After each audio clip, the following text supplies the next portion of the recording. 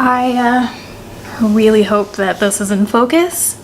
I know at least one of my videos in the past was not.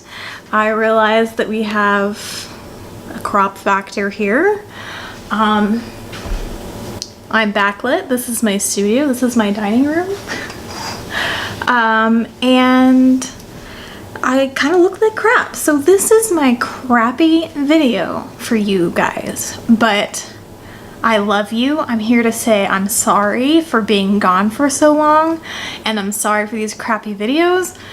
I'm hoping that this is the last one. I have a mic in the mail on the way, a good mic.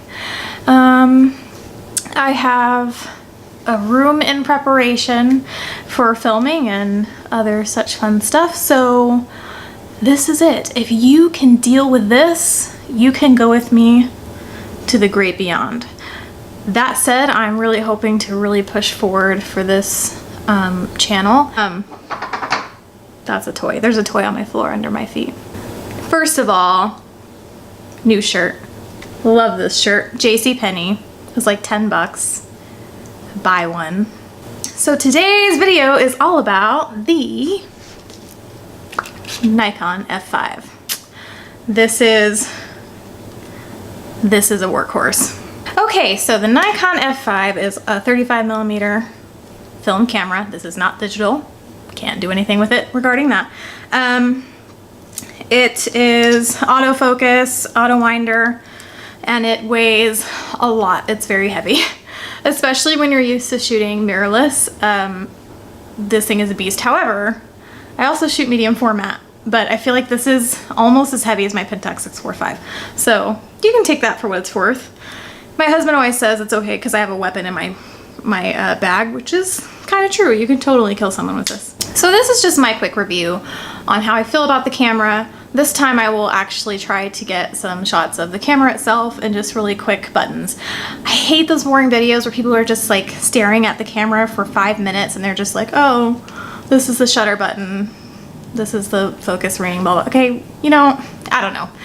Those are fine if you want to know like how to use your camera. That's not what this video is. This is how I feel about the camera and how much I like it. Stay tuned because at the end of this video you'll see some sample shots that I took with this camera and this lens. I guess one of the pros of this camera is it does feel good in your hands. Despite its size, it's fun to hold, it's fun to play with. There's the shutter on top, and then there's also the like landscape shutter. I never use it.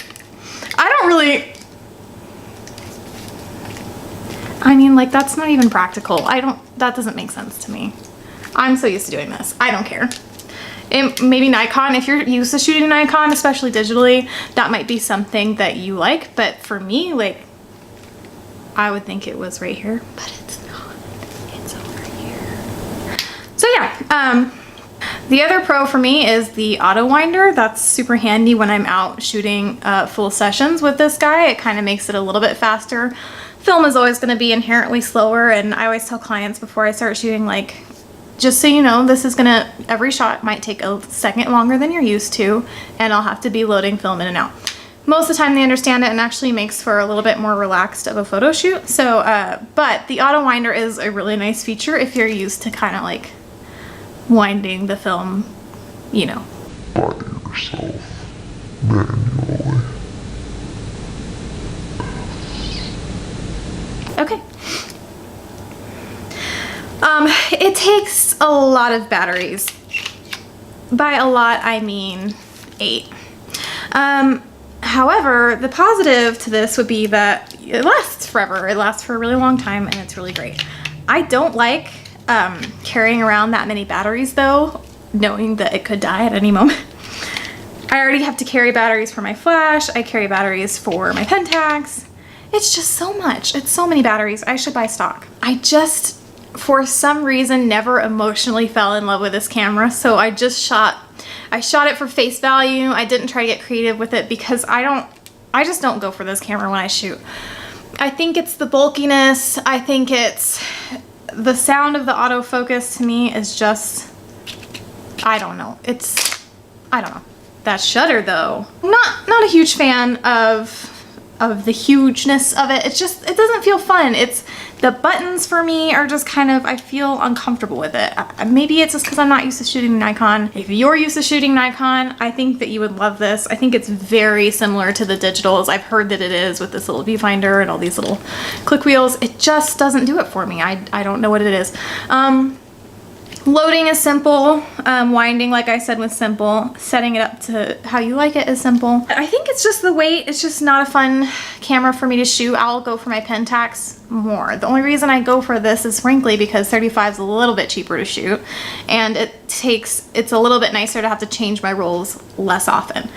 Other than that, I'm honestly gonna sell it because I want a little bit more of a fun 35mm rangefinder, most likely.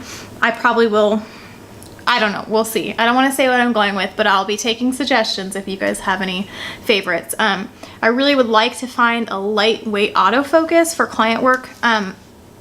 So I might try out the F100, which is basically the same thing, lighter.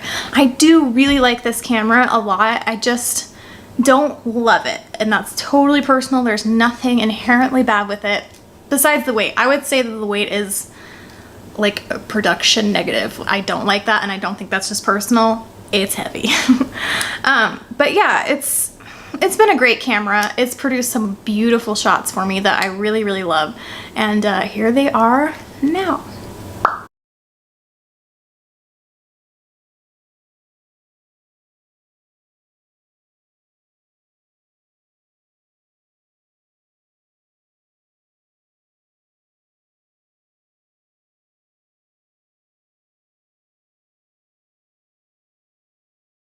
Here she is in all of her glory. There's my children. Hi, say hi. Hi. I'm Ellie. And that's Isaac. Mm-hmm. My baby brother.